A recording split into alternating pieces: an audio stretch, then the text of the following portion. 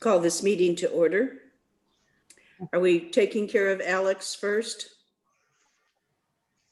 If you want to, or if we can do, it won't take probably long to go through the stuff we have to go through. It's up. Okay, Alex, you're up. All right. Yeah. Good morning. Morning. Let me see if I Good morning. can. You look like you're at the very end of a very long tunnel. It's a fisheye lens webcam to catch the whole room. It's a very small room, but it looks huge on this camera. Come on. That's okay. There we go. Well, here. Oh, that didn't work. Apologies, some technical difficulties. This week has just been stinky, stinky week. So Yep. All right. So can everybody see that, the presentation? Yes. Yes. Wonderful. Yes.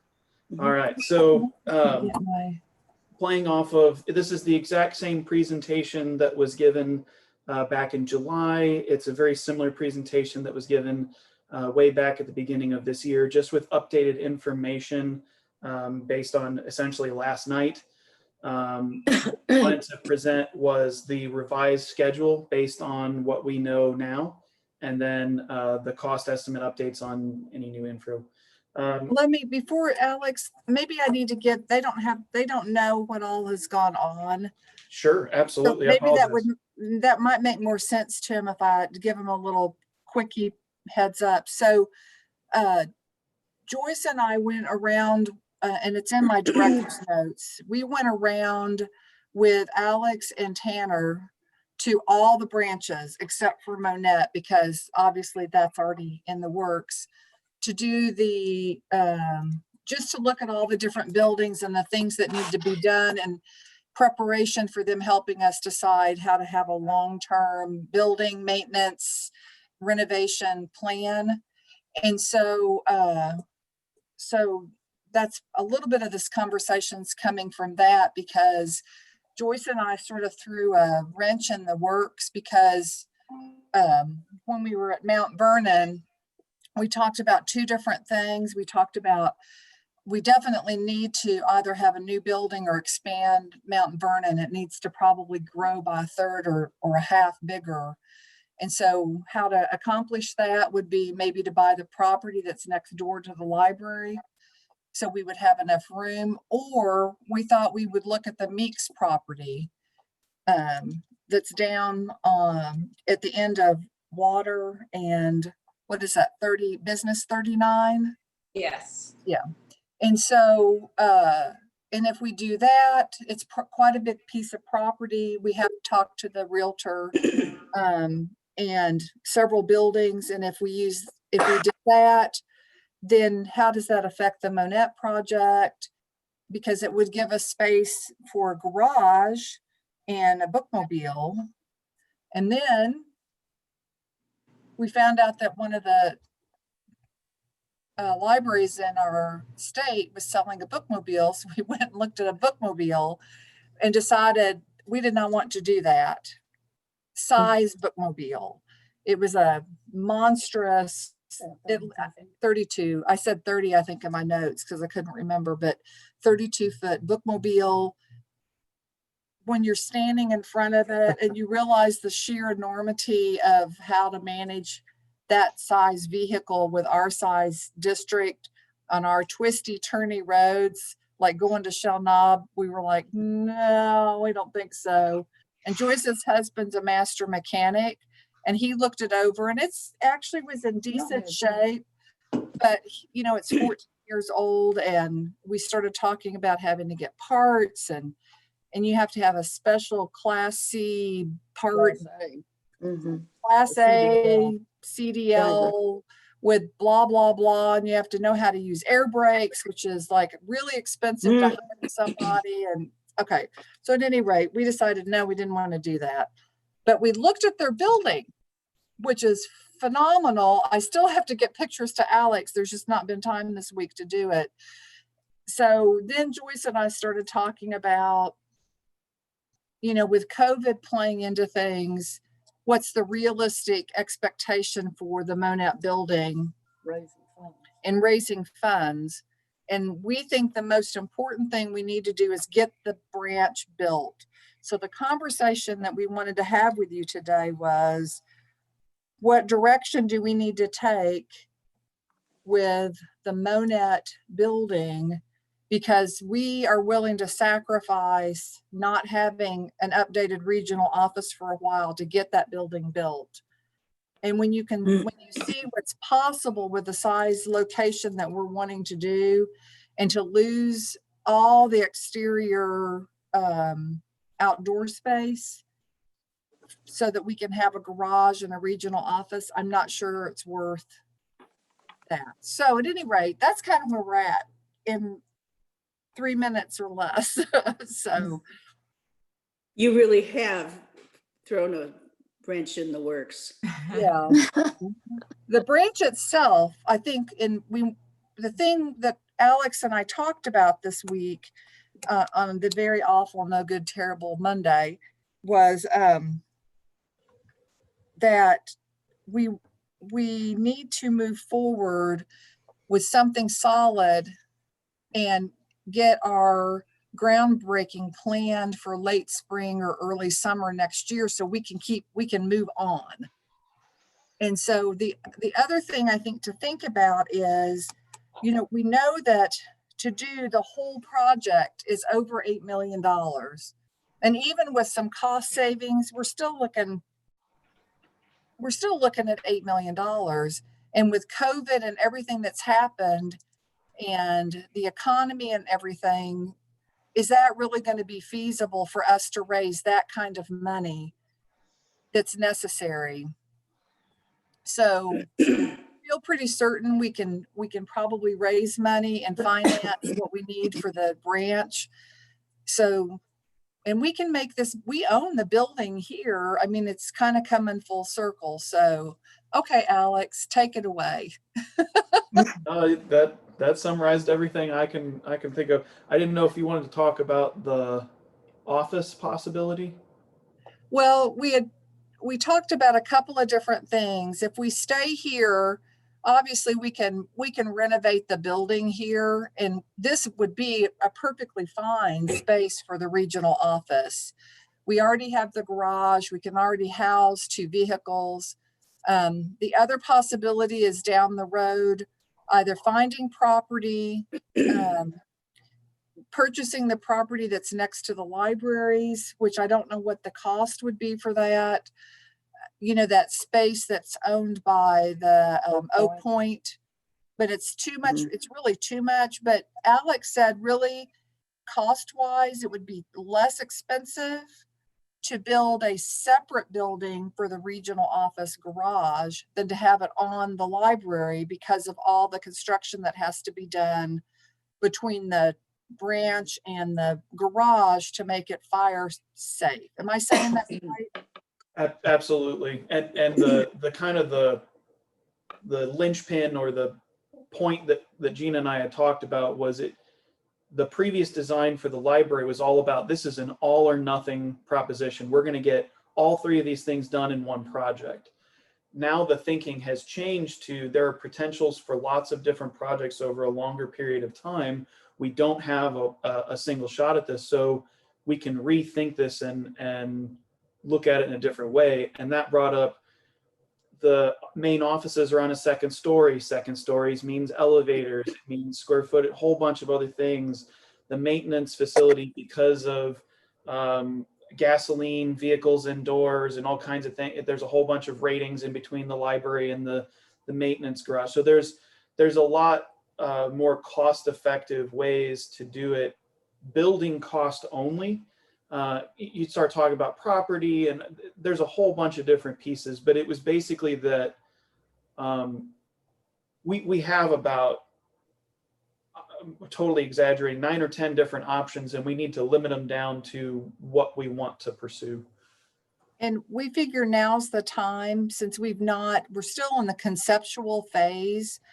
None of the interior space was even looked at yet. It was just a big empty shell. We kind of knew where we wanted things to go, but that wasn't really set in stone. And I also found out how much it would cost to maintain that stinking elevator. I went out to Joyce and said, do you know how much it cost? Like, what was it?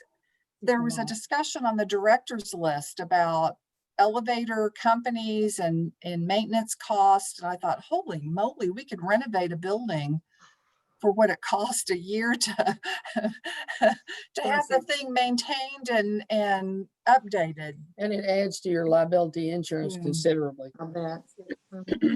Is there a benefit to having it all together? No, I think what we were I don't think there's a benefit necessarily, other than it keeps us from having to maintain a bunch of separate buildings. But we already do that. And the whole idea was trying to get it all done at one time because we have the property. But, you know, like I said, pre-COVID, I think we were all gung-ho and everything, but now it's kind of like a reality check, you know, to make sure that we are able to raise the money and get it built. And it needs to move forward.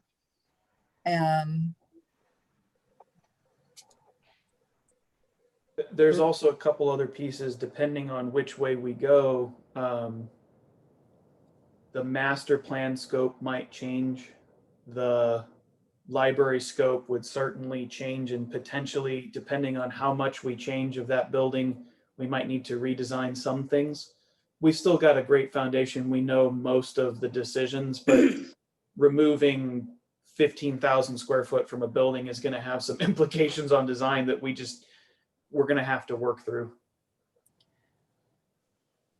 It was the building that we toured in, we actually went up to Union, Missouri, and their Scenic Regional is they're a little bit larger than we are, but they're also consolidated district with about 9 branches. Their regional office is housed with their central branch, and they just finished their new central office and regional main library about a year ago. And so that's the facility we looked at. And they had a space on the front of the building for the public to sit. They had a space on the back of the building outside of the adult reading area. And they had a space right off of the children's area that was all outdoor space with seating, and it was covered with those sails. I think that's what they're called. And we just realized that's a pretty big thing to give up, having that ability. So when we went to some of the other branch locations, there seemed to be a premium placed on the outdoor spaces on the branches you already have. And it started becoming very apparent, and those are a lot more valuable than originally thought.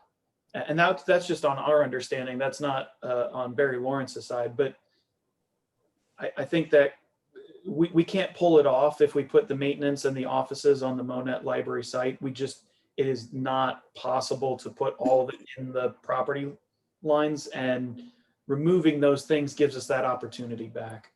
the outdoor space, particularly right now, is a saving grace for the branches that, you know, since all the branches right now cannot use their meeting rooms, having that outdoor space where they can actually socially distance, they can still have a program.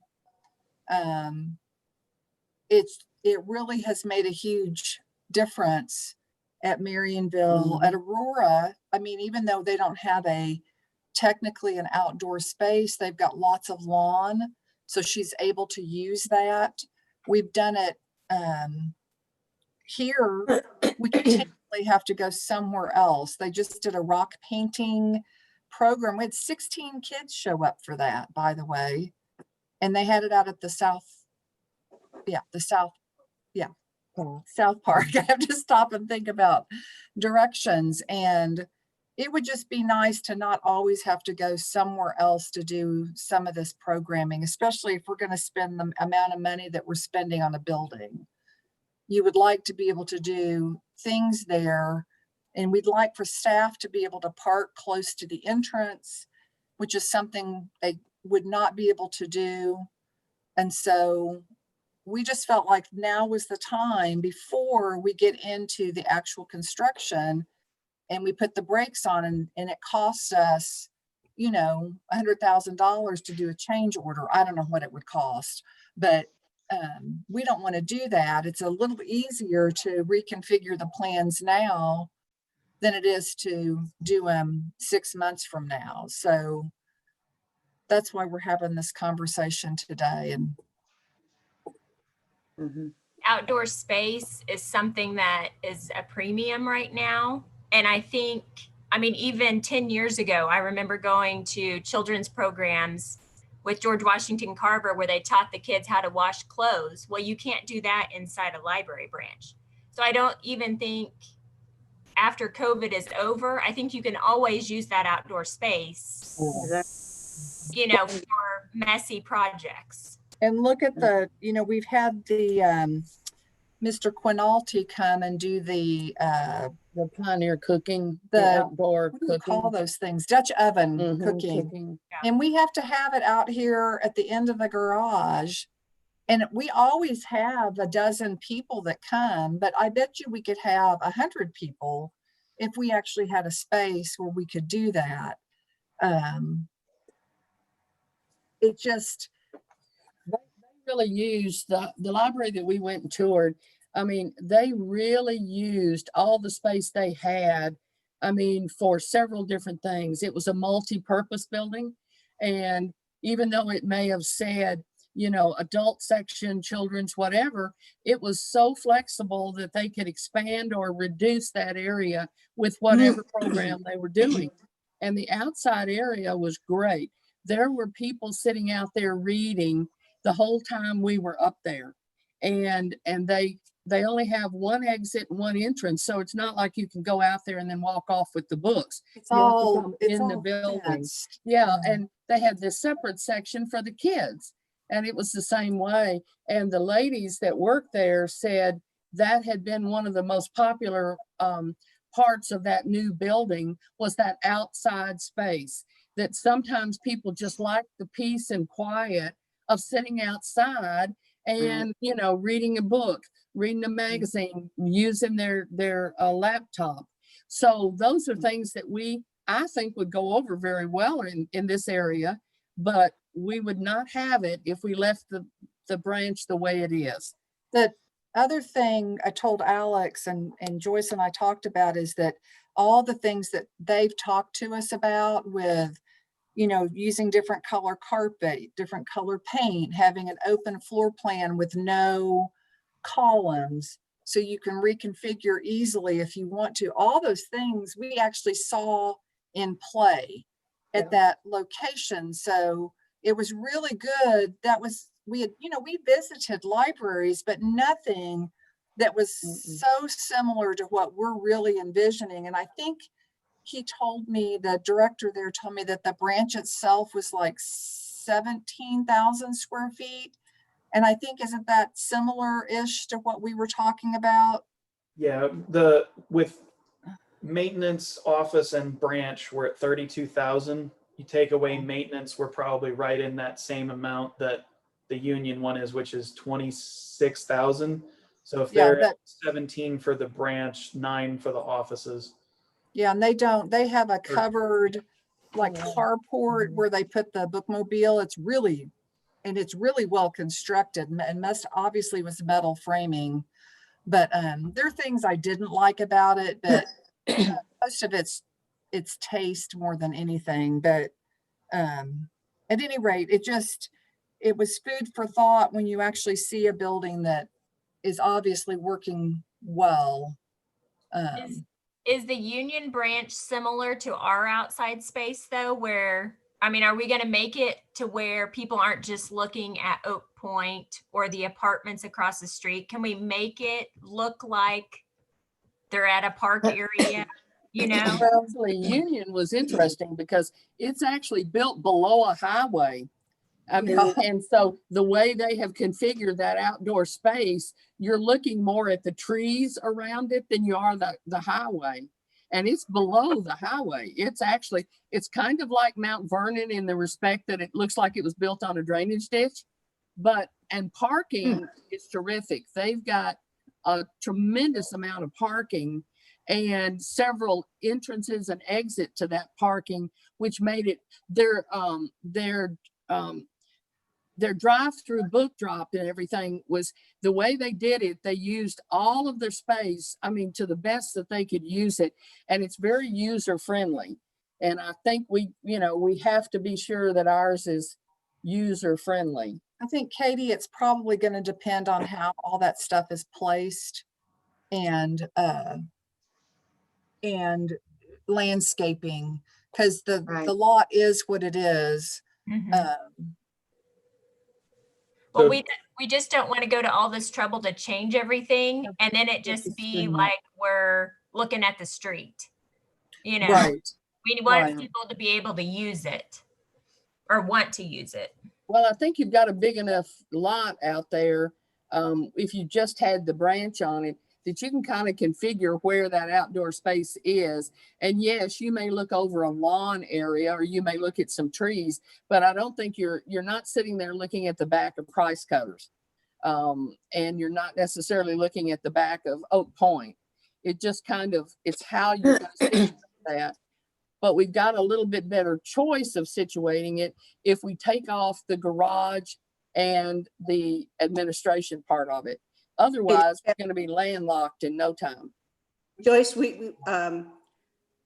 some people have to leave, so let's get going with this, please.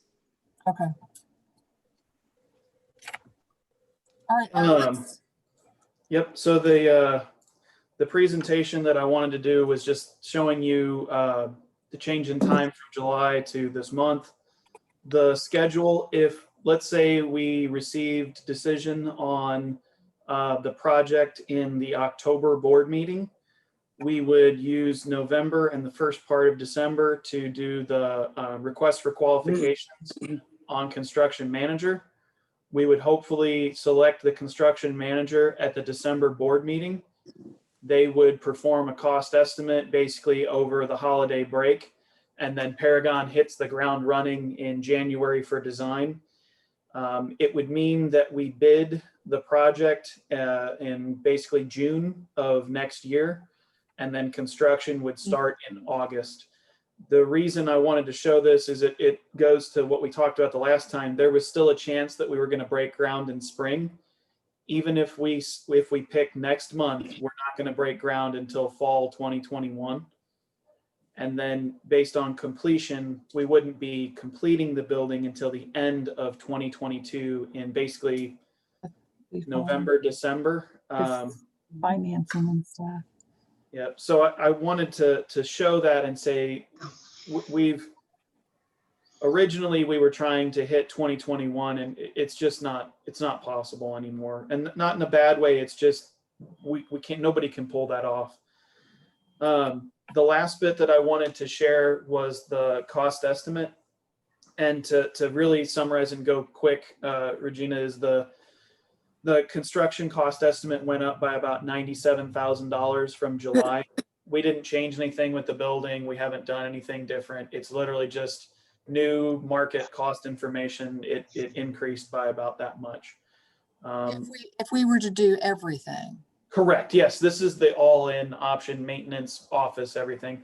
I apologize. I don't have numbers on the option B on the library branch and the offices because it wasn't terribly pertinent to what we were talking about because we're talking about a whole bunch of different options. But that I wanted to share that information. And then Gina, I know you were talking about we're a little bit less than 8 million. We're now over 8 million in total on that full project. Alex, do you think that the prices will drop after the election and COVID? I can't answer. There's so much turbulence now you're having hurricanes and everything else, so. Mhm. What I would say and what I can share is that we are hearing that wood framing prices have gone up by 35% to 250%. We've heard HVAC costs are skyrocketing, generators are going nuts. At the same time, we're also hearing of contractors that don't have work and are hungry and are bidding low to get work. So it's this weird place of everything's turbulent, and there's not really a whole lot that we can depend on. If we were to do a building that was 20,000 square feet at $200 a square foot, you're looking at $4 million. So less than half the cost of what we were planning before. Okay, So with this in mind, I think the main decision point we were going for was, or discussion or your feedback on the scope of the library in Monette. And Alex, if we were to, just so that we have all the pieces for renovation of this location for the regional office, just a quick estimate of what that is a square foot. The renovations range anywhere from $50 to $150. If you budget for $150, you're safe. Okay, so I think the current Monette branch is 9,000 square feet. 6,200. 6,200, I'm sorry. So absolute max 930,000. That's construction. I highly doubt it would get to that because the level of renovation that you're going to is not total gut and No. redo. There's a lot of stuff that could be done in stages here. The biggest Right. thing would be reconfiguring the interior, and then some of the exterior work could wait. And as we had time to do it, so. I would say absolutely explore phasing, but be careful because the more that you put off, the more expensive that work gets. So don't budget for 2020 prices and then try and do it in 2022. The thing I know here that this building needs to be tuck pointed, so Yep. I'm not an expert, but I can see where it's crumbling, so. Yeah. But we have a brand new roof. We have a brand new roof and we have brand new air conditioning, so. Well, that's a good point. Let's use it. Yeah, So I think the decision that we're really looking for, and not like a hard decision, just your feedback, is just the library branch and offices, or library branch, offices, and maintenance. And the more that we've talked about it and hearing kind of the general feedback, we're all kind of leaning towards just the library branch. Well, I was thinking one of the main reasons why we were moving was a safety issue. And the girls leaving in the evenings, and having homeless people outside. for the regional office, we tend to, Rhonda and Joyce and Amanda they leave between 4:30 and 5. I'm usually here 5:30, 6:30. All that could change. I just have to get myself here earlier, but we'd probably be out of here before dark. So, Because we're not open to the public, so. yeah. But definitely for the branch itself, it is a safety issue, especially if we want to be open later hours. It's not even from a non-safety standpoint, this location, the whole area shuts down around 5, 6 at the latest, because I think Bruner's is open till 6. But I don't know about a lot of the other businesses. I don't even think Mocha Joe's is open for evening stuff. I don't think so either. Well, It's just is there no benefit to having the offices and all the books coming in from, all over, going to one central location? Well, it would still come here. It would just, the difference is this would be just the regional office instead of the branch. Mhm. I don't, it's from a, like a transportation issue, it would add an extra stop for Melvin. But what, it's 2 miles, I think, from here to Monette, I mean, from to the new site. So we're not talking a really big deal. And your garage is sufficient that you have now? For the 2 vehicles that we have, yes.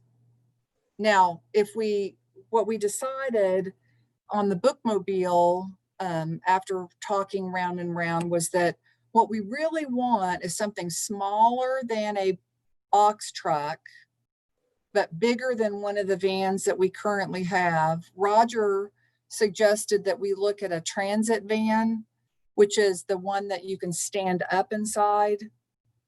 So it'd be a little longer than what we have right now, but it would be much taller.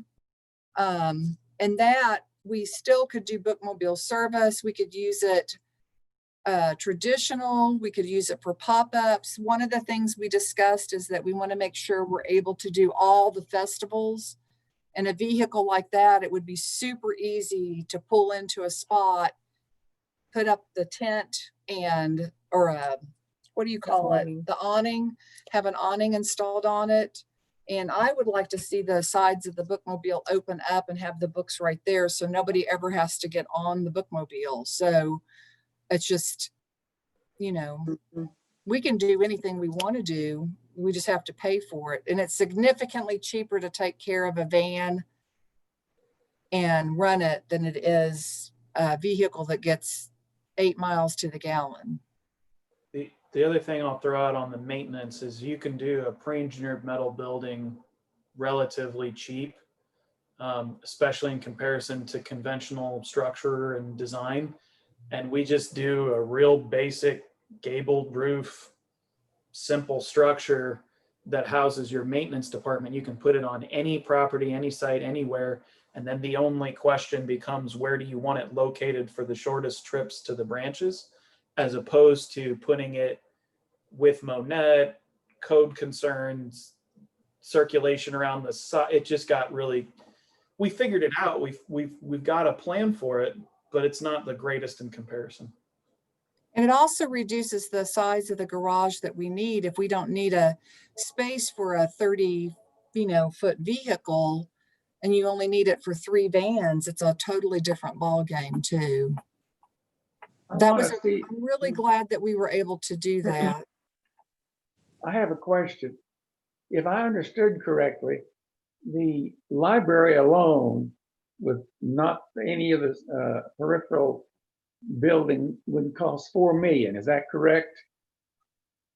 That's rough math. I don't think it's going to work out to. Let me pull up my notes from the last meeting and see what I can find. I know one of the estimates for just Plan B was, it was right around 4.5, I think. Okay.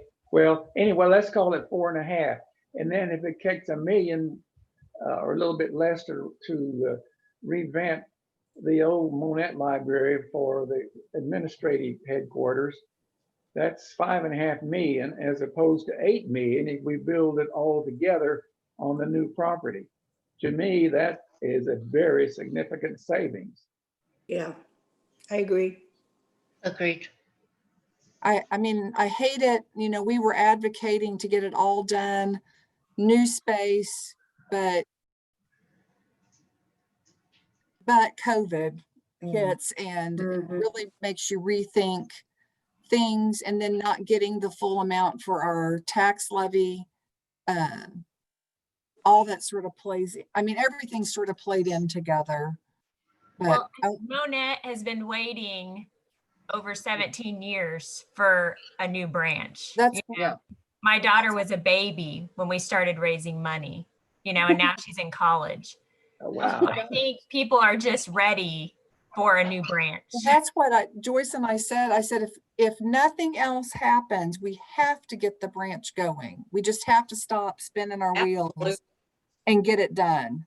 So Gina, Mr. Piter, in the last meeting, the option B, which included the offices, was 5.2 million, everything. So if we cut the offices out, elevators 150 grand easy, plus a whole bunch of other things, we could probably be looking in the 4 million range. Well, then that elevator, as pointed out earlier, is going to be a huge maintenance problem. I had no idea till that came up as a topic of discussion. And then Joyce was telling me that's why they didn't do it at Cassville, because as we were walking up the very long stairs, I was like, why is there no elevator here? And she was saying because it was so costly to put it in and then maintain it. So I'm just not sure we're up for, I don't know if I want to saddle the district with that kind of financial burden when we could put that money to better use somewhere else. I agree. Sort I of like, think, sort I of think like we not need to- being downtown because of the flooding issue. We don't want to pay, what was it, $20,000 a year extra for flood insurance. That can fund renovations for years to come. well, I think we should move ahead with the new Monette building, or just a library building only, and then renovate the existing Monette building for the regional office, and worry about a garage for the vehicles at some later point.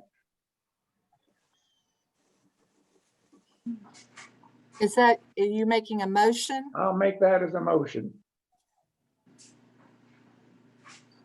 Need a second, ladies? Nobody wants to second that? I'll second it. All in favor? Aye. Aye. Any opposed? Motion carried. Thank you, Alex. And Yep. he'll be back to talk with us more, and then also to present the long-range plan. We're very excited. That was very helpful to do the walkthrough. So there'll be more to come on that. Yep. You guys probably won't see me next month, but November, that would be the target to have the master plan presented to you. Gina, I'll probably need to work with you on looking at the change to the master plan and the library scope. More than likely, we're coming out ahead, but I need to look at it. And then, so November is when we need to be, the board needs to be prepared to do the RFQ. Because this was a motion as opposed to just feedback, I'll work with you. We can start construction manager requests for qualifications immediately. We just moved up the whole schedule by a month, which is great. Are y'all cool with that? Mhm. Yes. Okay. Yes, ma'am. Because we'll have to post, either we'll have to do it as, well, I think when we did the architects, we did that as a special meeting. So we may want to plan on having a special meeting for that. I think we did it because it took several hours to do. So just be prepared that that will be coming. But now, There's a whole bunch of steps on the RFQ, interviews, and then final selection. We'll work out all the details, but basically knowing that you guys, it's a motion that you're going, we'll start working with Gina and Joyce immediately on how to make it happen. okay. But in the meantime, we're talking about redoing that original Plan A to Plan B, which we didn't have a copy of anyway. We're kind of going to Plan C. There's going to be some redesign to remove the office. We're doing A, B, C. Yep. Okay. Awesome. I'm excited. I got to be excited about something. Right. All right. Well, I'll work with Jessica and Brad immediately. We'll start moving. We'll get schedule, proposals, all that stuff going. Thank you so much for the time. I appreciate it. If you guys Hey, have any, Alex. yeah. Hey, so this construction management, is that going to be like a construction management at risk? And that's what Yes. we're going out for bid? Absolutely. Okay, all right. And that. Well, I just got word that like R.E. Smith just got the bid to redo the school that's right next door. Yep. And so that might be a good idea to They invite are. them. I can say this because it's not a preference. They are an incredible construction manager at risk. They're one of two that we actually trust. Mhm. That would be awesome. Okay, yeah, I mean, that would help a Yep. ton, because they're gonna be next door anyway. Absolutely. That's true. Mhm. Okay. All right. Thank All you right. all. We really Thank you very appreciate it. much. Thank Thanks, you. Alex. Hey, I'm Jake's mom, by the way. I'm Jake Vaughn's mom, by the way. Alex. I think he, To- I think he Went knew away. that, Julie. I think we talked about it before. Oh, we did? Yeah. Okay. I used to say Danny Vaughn, but nobody knows him. Gotcha. All right. All right. Okay. Thank you all. Have a Bye. good one. You too. Okay, so now back to minutes. Okay, we just lost. We lost somebody. Here's Jan. Okay, there we go. Yeah. She moved. Well, my battery's about, Every time we My lose battery's somebody, about it dead. changes all the boxes on my screen, and then I'm like, "Ooh." Yeah. Okay. Okay, minutes of the last meeting. Has everyone read them? Yes, ma'am. And we need a motion to approve those minutes. I'll make the motion. Thank you, Deborah. I Second, Who seconded? Jan, me, all in favor? Jan. Yeah. Aye. Aye. I, Okay. Any opposed? Motion carried. Financial report. Okay, so we are, boy, I tell you what, this year is just perking along, isn't it?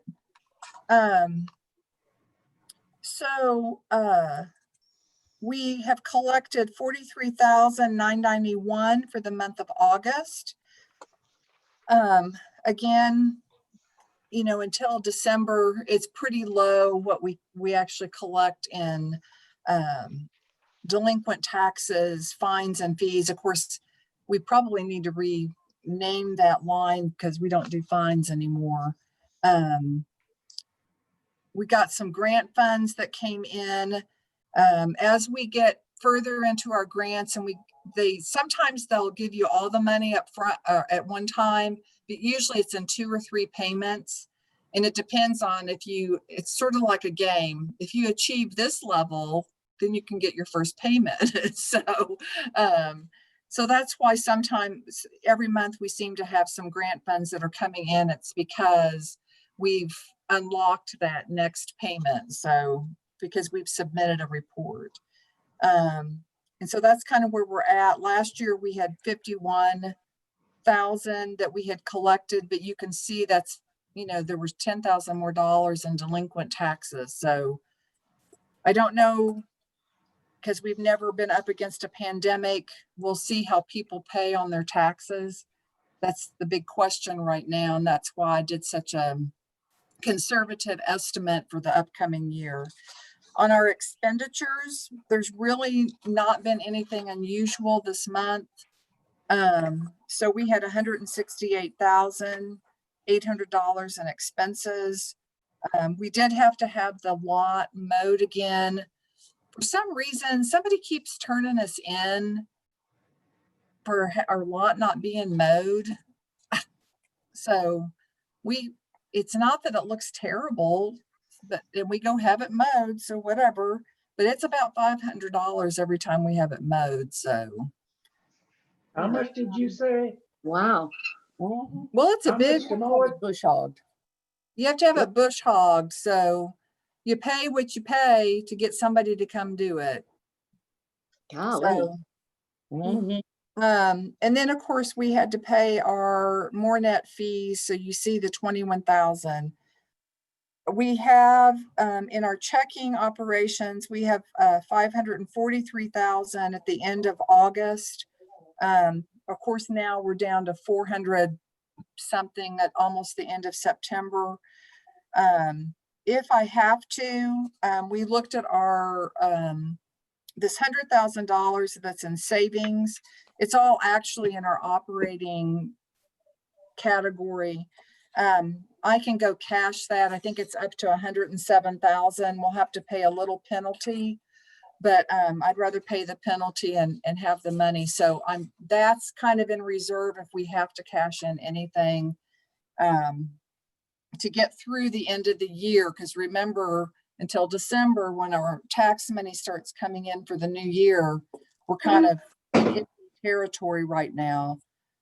Because we're about $200,000 behind where we were last year. But again, we're in the black, we're not in the red. Joyce and I are, I say a lot of, do you really need that right now to the branches? Can you wait to get a laminator? Is it really necessary? So, and they've been really good about understanding that sort of. Gina, I noticed there's like 13,000 of new materials, videos and books. Is that something that we have to, do while we're waiting for our If tax we, check? we don't have to, but The majority of that's actually books but remember, we're on standing orders for a lot of new material and new authors, the popular authors. You get a bigger discount when you're on a standing order than if you're buying them individually. So in order to cancel that standing order, you risk losing some of your discount. So we've already kind of committed to it then. Yeah, pretty much. we get a discount with our vendor is Ingram. And with Ingram, they look at what you're going to spend for the overall year. And then you get discounts based on that. So our discount's right at 40%. So just think for every $1,000 you get, you're getting $1,400 more from it. So I would hate to, we can cut other areas, but since we're in the book business, I hate to cut the books. Yeah. And we're actually doing very few DVDs and things right now because they're not releasing new movies right now. So you're not doing a whole lot of that. So most of it's CDs and books. And I'm not spending any additional funds right now on e-material. So I would rather just cut something more like that. I mean, I'm a proponent for books, of course, but then cash in something and us have to pay a penalty. Well, that $100,000, that's what it's there for. So I don't know how much, Gina, how much penalty would there be? I mean, do you know? They have the penalty that you can ask them what it is. And I don't think it would be much. 1%. That particular CD we've owned for 15 years.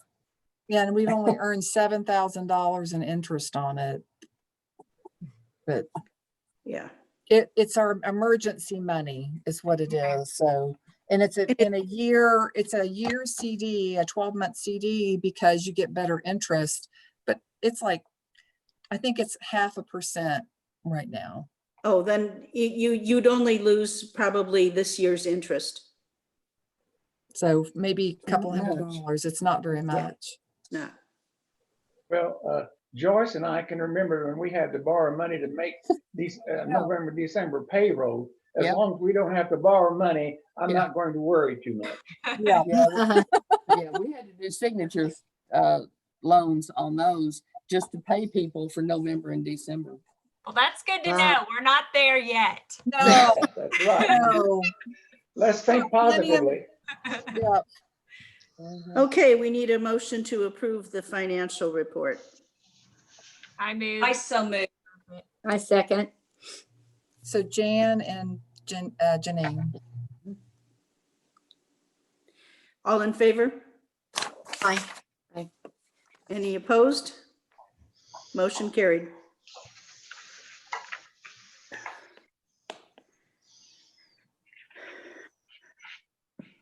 Miss Gina, if you need me to speak, I'm going to start story time here in just a minute, and so maybe 11:30 will probably be able to Oh, speak. Jana, I just heard like this disembodied voice. Sorry. The wings are beautiful. Oh, thank you. We're doing our fairy. It's International Fairy Day tomorrow, so we're doing our fairy program today. Can we, Gina, do you mind skipping up to the summer reading statistics? Whatever. I am truly sorry, guys. Can you hear me okay now? Yeah. Okay. Well, it was a very difficult and different summer for BLRL and for just 2020 in general, as you guys know, due to the whole COVID thing. The youth and adult staff would like to thank BLRL board, Jean, our director, and the state library and the regional office staff, and all the staff and all the branches, and just the communities itself, because that's what really made everything all work. Everyone was so resilient despite everything. When this all began and all the changes had to be made, there was some really big ones that we faced. You know, multiple programs had to be canceled and changed, and some of them we could make virtual, some of them we could not. So our whole program had to be reinvented, and a lot of librarians, teachers, and families said that they felt really discouraged and disconnected. So as librarians, we of course wanted to use our creativity and vision and follow our mission statement that you guys have helped us put together with our connecting people to the transforming power of knowledge, and of course with our credo to connect, transform, and inspire, and especially since people said that's what they felt was a disconnect. So we were thankful that our words that we picked a few years back actually were so relevant in our world today. And so we moved forward with this strength due to the support of so many. We started looking at the positives instead of the negatives of our situation. We were able to reach people with our virtual programs online that we would have never been able to with just our brick and mortar and in-house and regular outreach programs. We were able to do an online program like Jean and I have been discussing, and Leanne, for a few years now, because and using Wandu, or like a similar product we've been looking into, but it just wasn't feasible at the time. So by some of the things that happened, you guys know about how that came to pass. So digital learning is more important than ever. And we're still happy that when we're starting to get to do the outside programming, we're very excited for that. Our families have been very excited about that. And we love the feedback that we're getting. And after speaking with the staff, I've been speaking with multiple different staff members and community members and even organizations that we partner with. I've been trying to meet with quite a few of them, whether it's on Zoom, in person, or outside their facilities. And some of the things that they shared about Summer Reading Club was our family loved the program. Our kids love the make and take kit. I'm so thankful for the library. It has allowed our family to still have fun this summer. We love the craft kits. Thanks so much for coming and sharing your love of reading with our kids. We enjoyed listening. And then when considering this year, 2020, it's been okay. At least we get to use our library resources. I thought that was one that was really good. From some of the staff, we love the Wonderosity Storymaker kit. We would like to give out books again next year as an incentive. We enjoyed being able to go to the school. We love the take-home kits. The crafts that were shared were wonderful. So we're looking forward to 2021. And so our theme this next year, just to let you in on that, is Tales and Tales. And I had already had some people starting to be booked for 2021, but I've kind of been holding them off because we do not know what this next few months or the next year will hold, but we're ready for it. And we will make the changes we need to make. So we're also, one of the things one of the other staff members shared is maybe changing the name from Summer Reading Club. We've had that a few years. Many of the libraries across the state and the nation have. So maybe like a Summer Reading Challenge, because we're doing more of the challenge and some of the other things that we're going to be doing later this fall. So the stats that I shared with the state library are a little different than what Ms. Jean is going to share with you later, and some that I'm going to share with you right now. The reason being, the state, and they worked so hard on this. I actually worked multiple times with them on a couple of things. So they're going to be different on the guidelines that they prepared for us to follow across the state, because this is, as we said before, this is something totally new that we've never addressed in our nation in this format and way. So they had to decide what would be a boundary for this. So they've been so supportive by providing multiple Zoom meetings for adult services, youth services, and administration. Gina's had meetings, I've had meetings, and now they're going to like once a month for the meetings to continue that support for all the smaller libraries and smaller library systems, because we are so fortunate to have the board that we do. So thank you all, and the regional office staff that we do, and the amazing director we do. But you know, some of those little libraries have been doing this on their one little library. They're 1 or 2 staff members, and so imagine how alone they feel. And so with that being said, these were the stats that I shared with the state library. So I just appreciate them continuing to provide guidance and forum to share with one another. Our program was 8 weeks, and you'll see that in your notes. The numbers that I was able to share with the state was 19 adult events, 176 in attendance, and one of those was virtual. Children's events, 65 participants, 1,869, 4 of those virtual. Young adult events were 11 with 114 participants and 3 virtual. And now the reason those numbers are way lower than what you're going to see on the stats that Ms. Gina said is they had their boundaries and things that they had put, those perimeters that they had put in there for us. It had to be either a live presentation through a Facebook Live, or it had to be Facebook, the Zooms, or it had to be an in-person event. We could not have counted ones that were recorded. And so what this did, they sadly shared across the state, there's some libraries that aren't even going to be able to submit that they did any programming as far as what the state looks at, knowing that they made tons of take-home kits, knowing that they put many tireless hours into programming and that the kids loved it and the families loved it, but due to the boundaries that they put those in, that is some of the statistics in states. We also did share with them and with you that we had 277 adults sign up, 237 complete. There was 3,792 books that were read and written down. Children, 203. Adults signed up, completed was 158. Books read, 3,468. Now on these books read, we know that there was a lot of people that probably read a lot of books and did a lot more books and didn't necessarily put them on OneView or put them on their papers. So we know everybody was reading this summer because of those stats with our ebooks and things like that was just phenomenal, as well as the checkouts. The youth that signed up were 41, completed were 31, with 536 books read. And our sheet will also show you that you have in front of you that Ms. Gina shared with you that we had 33 adult programs of 2,916 in attendance. Children's programs, on what you're going to see on your paper, was 219 programs with 29,905. And I have to tell you guys, the branches were amazing with the things they put together, new content, shared content, the way everyone had worked together, networked together, and that did also include our state funds that we were able to get the 5 presenters, and Ms. Gina may share with you a little bit more about that later, and I hope you got to see some of those with Dulcimer Guy, Pinno Head, Tara Fletcher, and we discussed that the other day when I was here with you, so I hope you got to see some of those. And then also, we added 3 more with Sarah Johnson from the Clark Center, and she's talking about mindfulness, and she is doing programs with us, and I was sharing that with you before Gina and them got here. So we want to continue to encourage and inspire those around us, and just to provide the best library services possible to our communities and beyond. And one of their last couple numbers I wanted to share with you was the youth program, sorry, I kind of stopped there, was 21 with 450 in attendance. And a number that you may not see on your sheet here is we made over 1,941 make and take kits. Wow. Wow.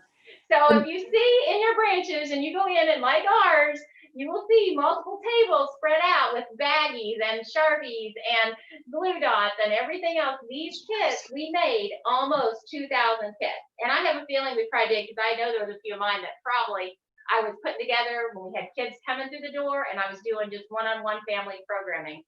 And then we had 31 schools and daycares that joined us with over 471 students. So even though they weren't in their summer school in June, many of them went in July. And so we had 471 students we were able to reach. And I'll be honest with you, when I went into some of those schools, some of those young people are ones we've never seen in the branches. So I'm so thankful this was something that we were able to still do even despite the COVID. And they had 287 books read.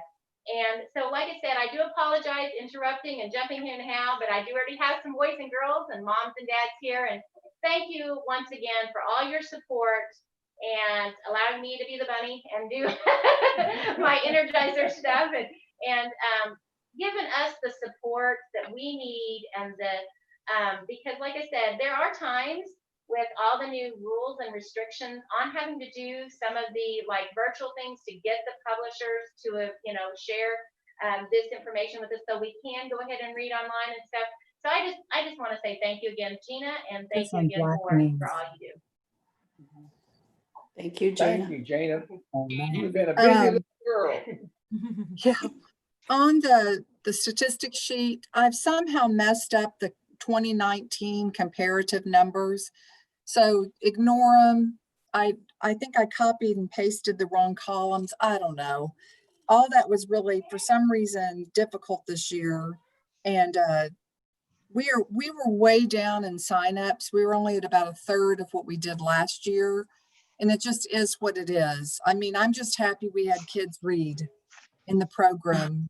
So I think all in all, it was very successful. And Greg is working on a new reading challenge, but it's also going to be an activity. I had talked to him about doing some kind of physical fitness challenge where people could walk and record their steps or do something in that way. So he's working on a game in Wandu that we're going to roll out in October that you can do as a family, as an individual, but it'll be like a walk across America sort of thing. So he's trying to make it work in Wandu. So hopefully it'll all come out really good. And I think it'll be a lot of fun. And we have to use Wandu throughout the year as terms of the grant, which we wanted to do anyway. So this will be kind of fun, I think, for everybody to stay physically fit during those winter months and do things as a family. So this is the first time in 17 years that my kids didn't sign up for the summer reading program just because we haven't gone to the library. They did all their reading on ebooks. So we were very thankful for that.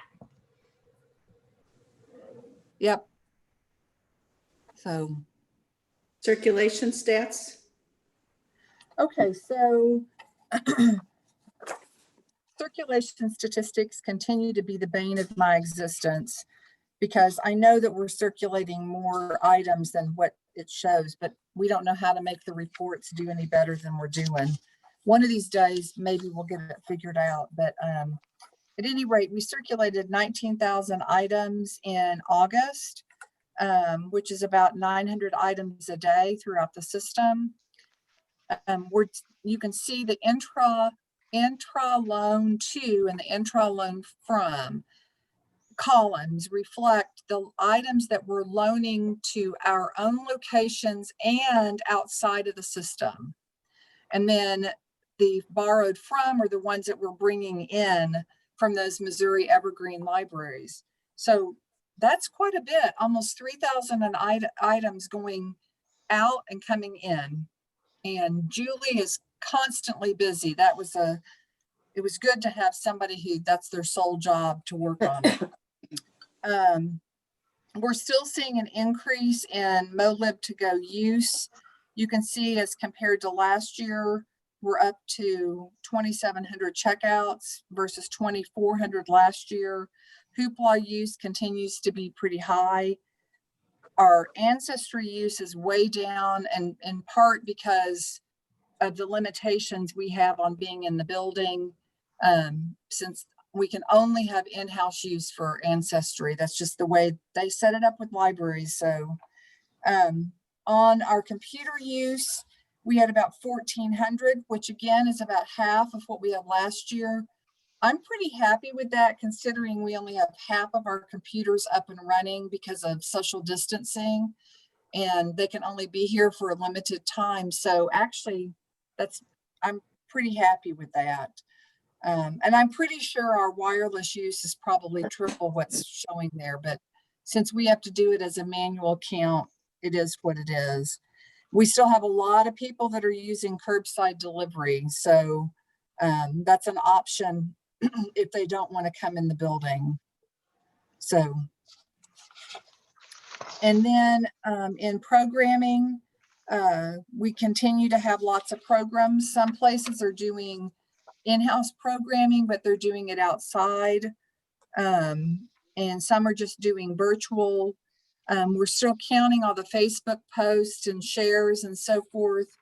I just don't put that on the overall stats that are going out because I don't know how all that's going to get counted this year on the report I want to do. So we had 106 programs with 4,700 attendees. So that's pretty good for the month, considering we're not doing in-person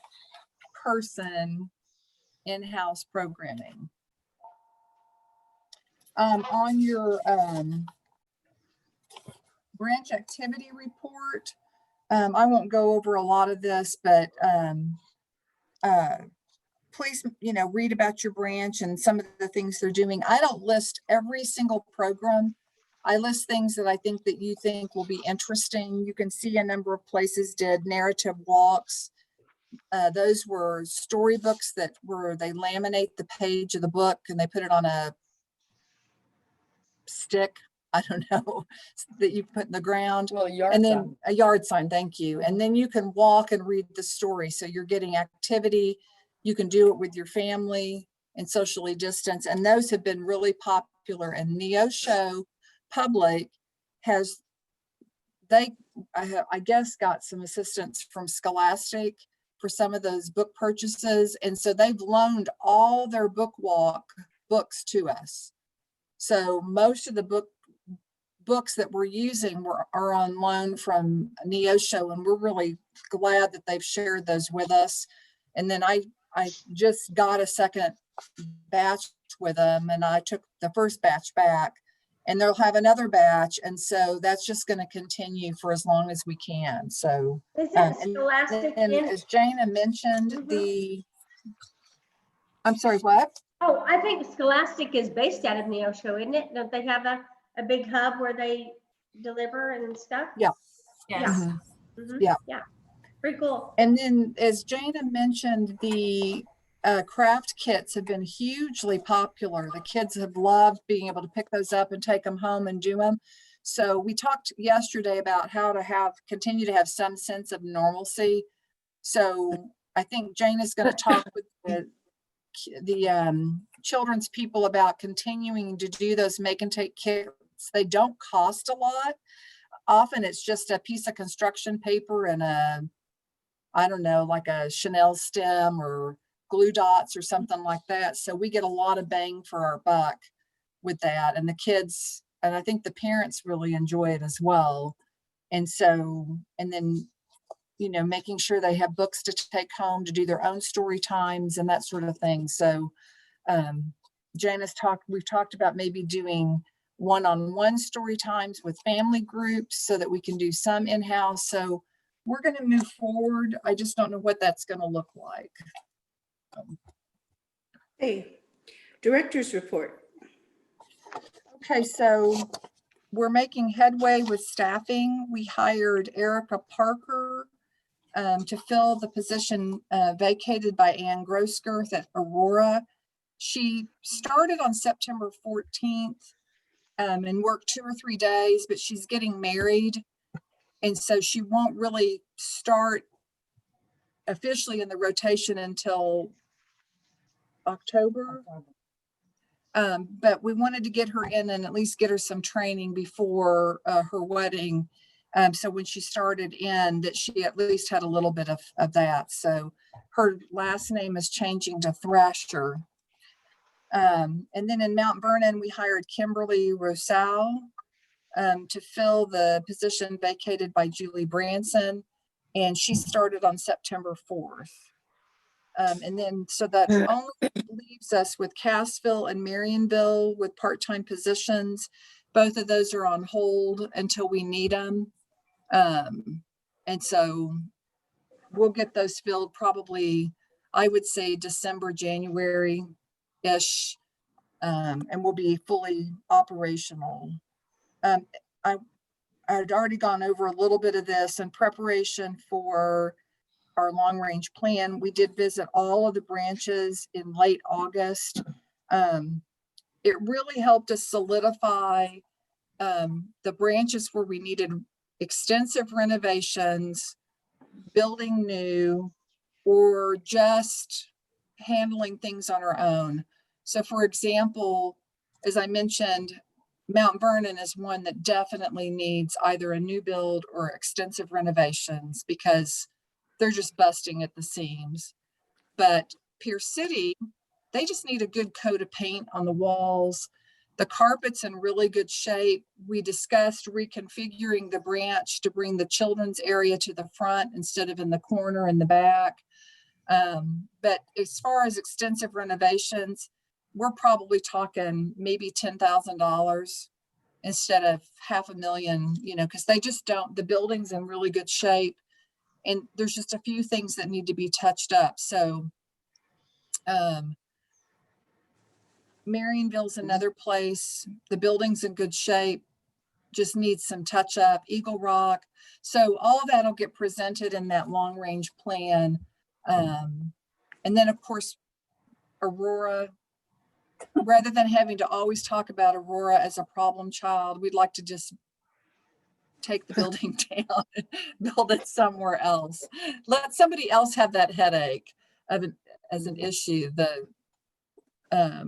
architects agreed that probably could have been done a different way, but it is what it is. But there's nowhere to renovate or fix that building that's financially feasible.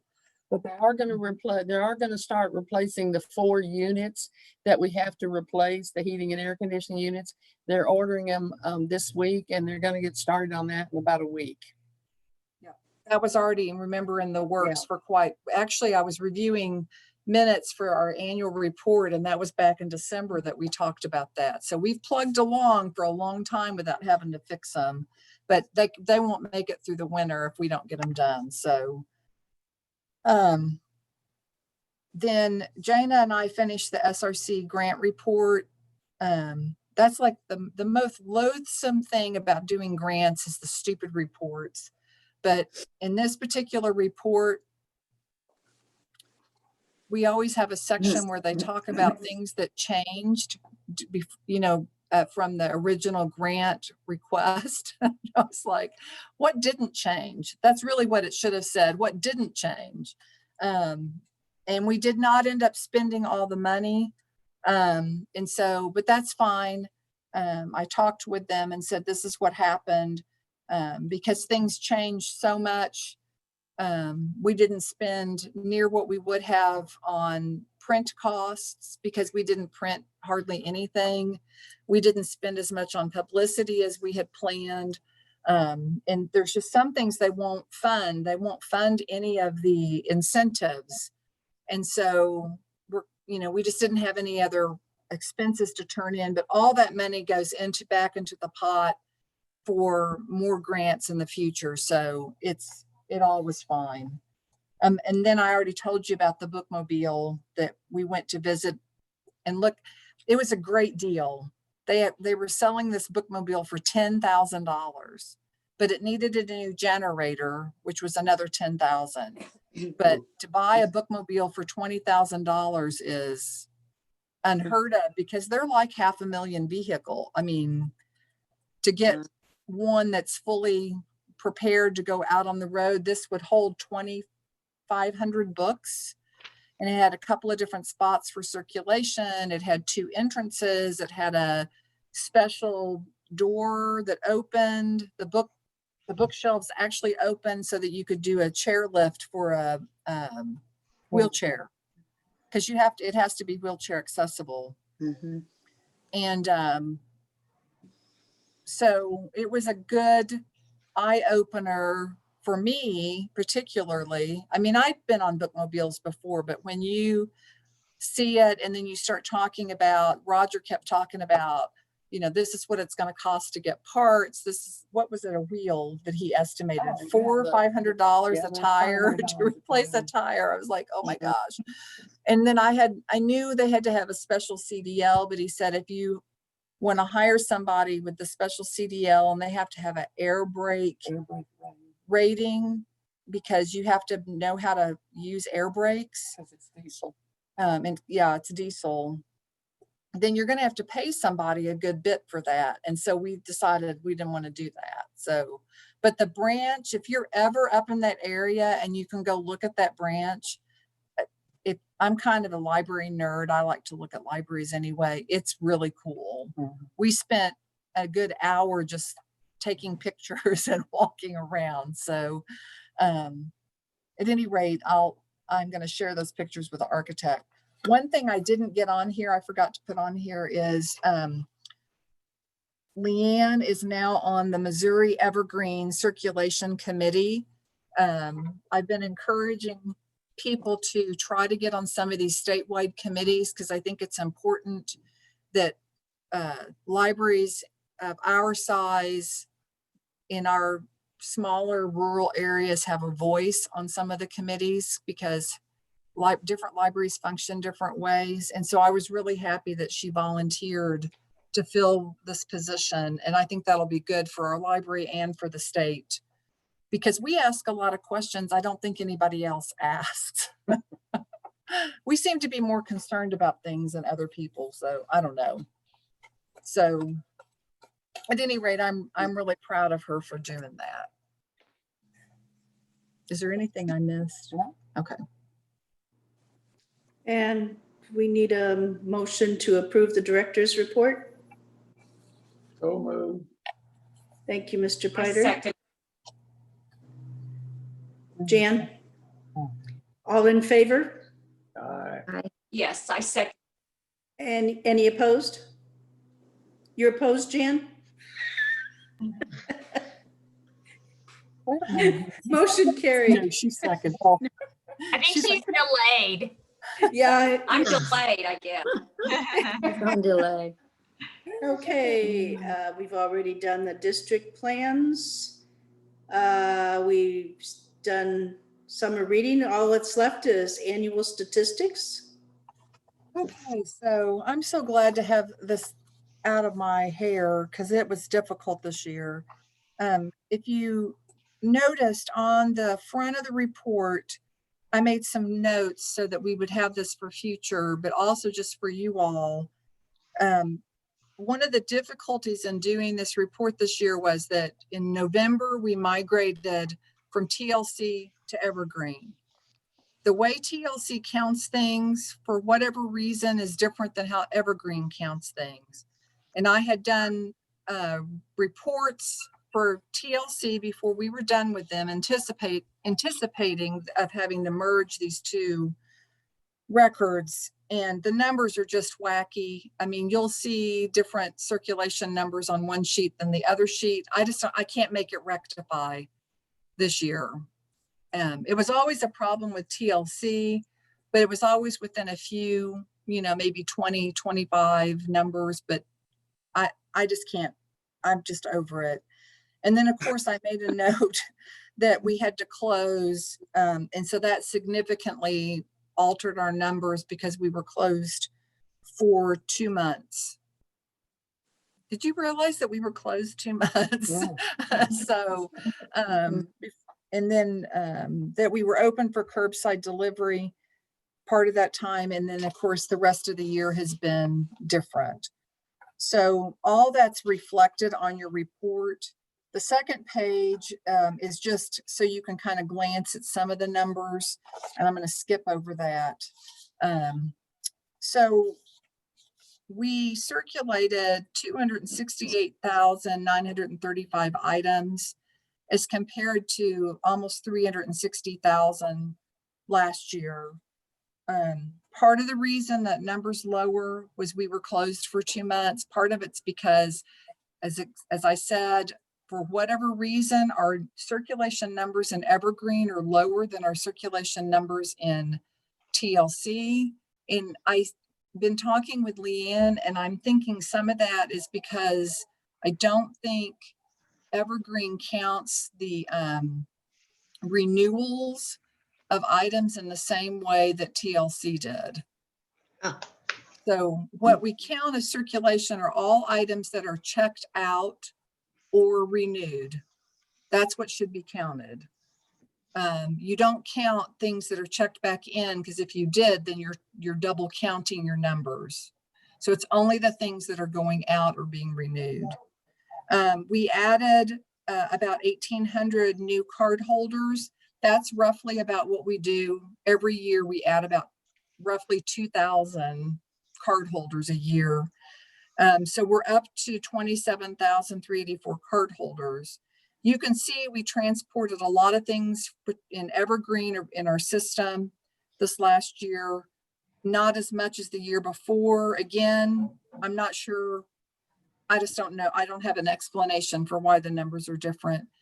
ILL, we're going to continue to see those ILL numbers decrease as people use Evergreen more.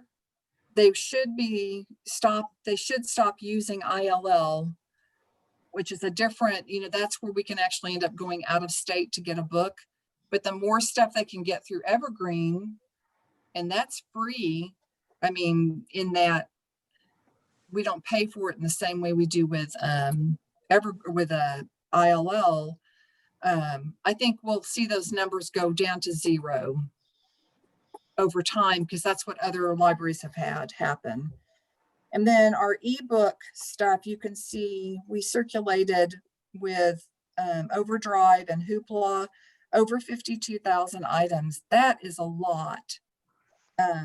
That's 5,000 more than the previous year.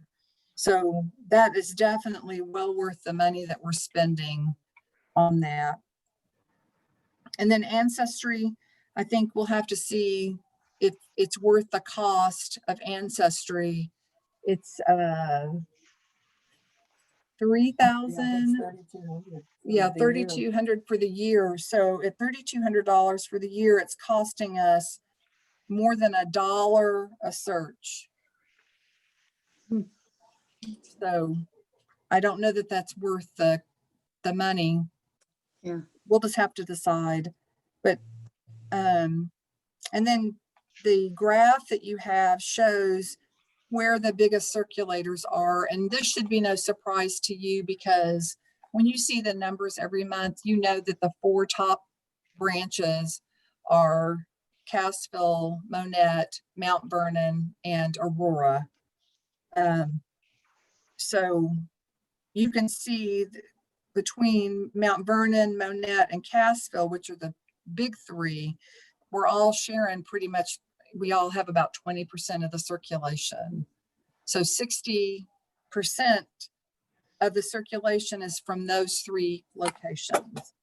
And then Miller is our lowest, then Eagle Rock and Pierce City, and then Shawnee, and then Marionville. So that just kind of helps as we move forward about how we want to manage all those locations. And if you go to the programming page, this shows you the number of programs that we did last year. I added virtual for the first year since we've been doing those.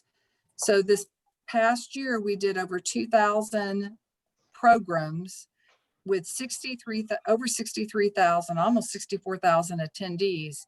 Last year, we did 2,700 programs with 68,000. So I think, we did less programs and almost had as many people attend those programs. So that's pretty good. And then the graphs just show you how all that breaks down, the number of programs in each branch. Our biggest programmer, which should be no surprise to you, right, Mr. Piter, is Marionville. Yay! With Mount Vernon not far behind. So, and then the program attendance, you can see, I was kind of surprised. Monette had the highest program attendance. So that's pretty cool. On your page with the miscellaneous, there's not much to say. We have a lower customer count this year. Being closed for 2 months really impacted that, which also impacted our number of questions, which is the information tech assists. That's really the number of questions that were asked or the assistance that we provide with computers and copiers. In agency use always refers to a number of items that are being used within the building. So we count those 4 times a year. And then I multiply, for the other weeks. And we just ask people to not reshelve material, just to leave it on the shelf or on the tables. And then we count those things to see what's being used in-house. So in-house use is 145,000 items, which is a lot of stuff, magazines, newspapers that are being used. And then our volunteers are so important. We didn't have as many volunteers or hours this year. Again, COVID has really played into that because we generally have quite a number in the summer. So, and then I always do a branch summary so you can kind of see all that information per branch. And then compared, I like to do one then for each of the categories and how each branch compares. The numbers that are in the parentheses are where they're placed the previous year. And so if there's not a number next to them, then they were already in that spot. So in circulation, for example, Aurora was the 4th circulator this year, and they were the 4th circulator last year.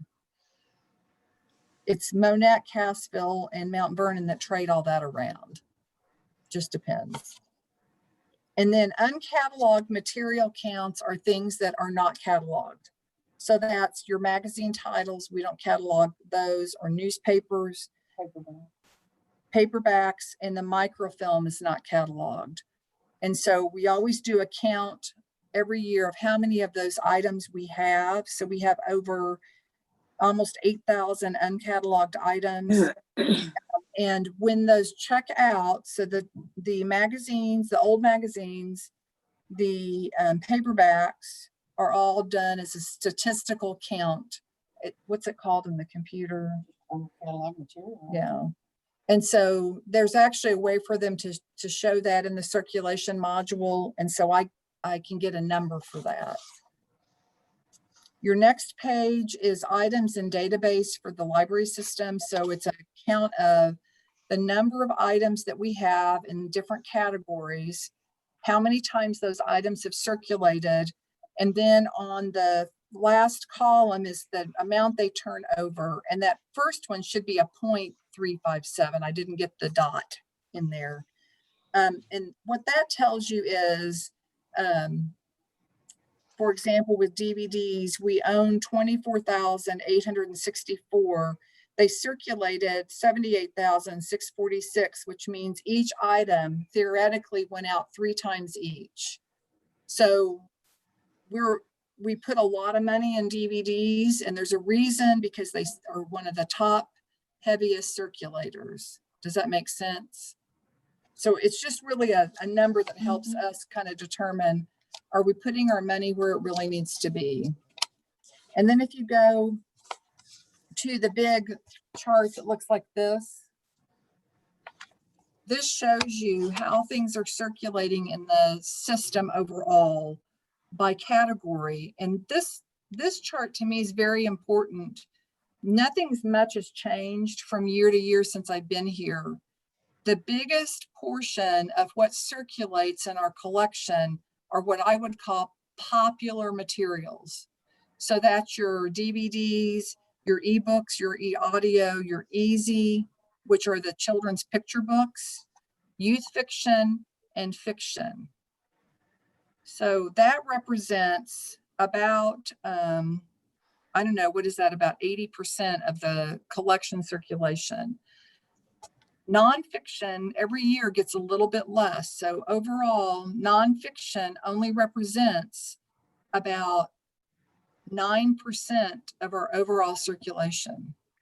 That's how much, I mean, nonfiction used to be almost equal to fiction in circulation, and that has changed.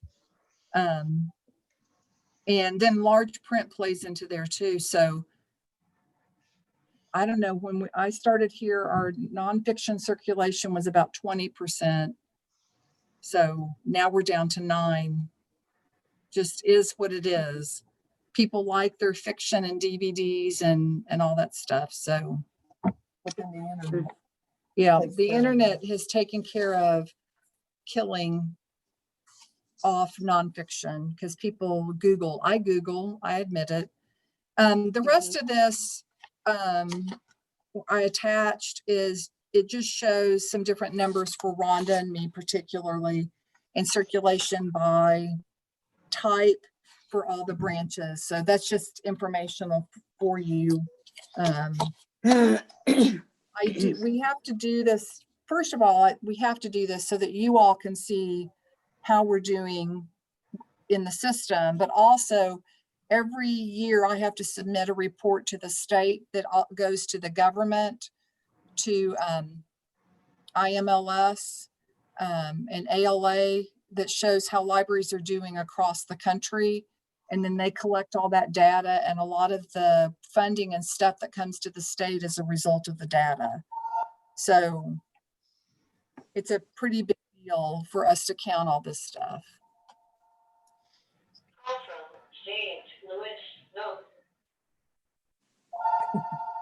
It's mine, sorry. Oh, okay. Sorry. Does anybody have any questions? No. You can mute your deal, your picture. Let me do that then. There you go. So Okay. That looks like it's it. we still did pretty good, an hour and a half, and we started late. Sorry, I'm so sorry about that. Things happen. Okay, we need a motion I to make a motion, adjourn. we adjourn. Mr. And a Pamela second? would be one. Julie. That seems to All be in the favor? dynamic duo, No, second, Julie. Julie, of course. All in favor? Aye. That's right. Aye. Any opposed? No. No. Okay, meeting is adjourned. Okay, so Thank you all. I'll send out, as soon as I talk with Alex and we know more information, what we did with the architects was I sent out an email and said, here are the dates that we're looking at, who can be there, and then we set it up that way. We may end up doing a lot of this by Zoom rather than in person. I would think that we could do that. So as we get closer to doing that with the construction management risk, whatever it's called, I'll be in touch with you all with that. So we have Okay. some big things that are coming up. We have the Tell me audit. this. Go ahead. We have the audit, we have this, which means if we pick a company, then we have to look at financing. So there's a whole bunch of stuff that's coming. So just be prepared, put your library board capes on and be strong. And So- fundraising. and fundraising. So Julie, and I went back and looked at notes, and Katie and Julie, you're on the fundraising committee. Oh. Yay. According to the notes from December of 2019. So Whoa. I think it was by default since it was the Monette branch. that's right. That's what happened. Yeah. So tell me what the projected dates are again for going out to bids for like your, he had that list, but I don't think we got it in our. I in our will, paperwork. he sent those to me as documents, Julie. Okay, And after we're done, I'll get in my email and I'll forward all that to you all. okay, all right, thank So you. that you have them, but Yeah. I think,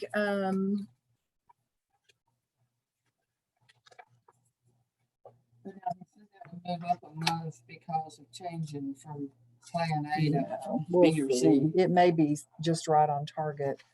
I think construction our bidding would not start until May of next year. And it looks like he has bidding awards in June, July, and then construction starting in August. And then we wouldn't complete until late 2022. I think he did say since we made a motion, it would be moved up all a month, but who knows if that will actually hold true. Didn't you say something about December? Something in the January? If November, December would be doing the RFQs for the construction manager. Okay.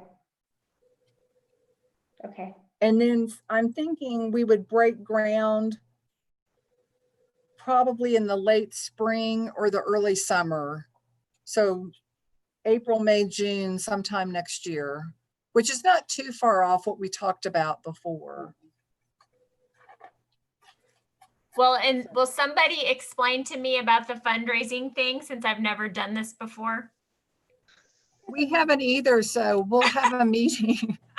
And you and Julie and Greg and I, we all need to have a meeting, is what I sent to him yesterday. And he's been taking fundraising classes.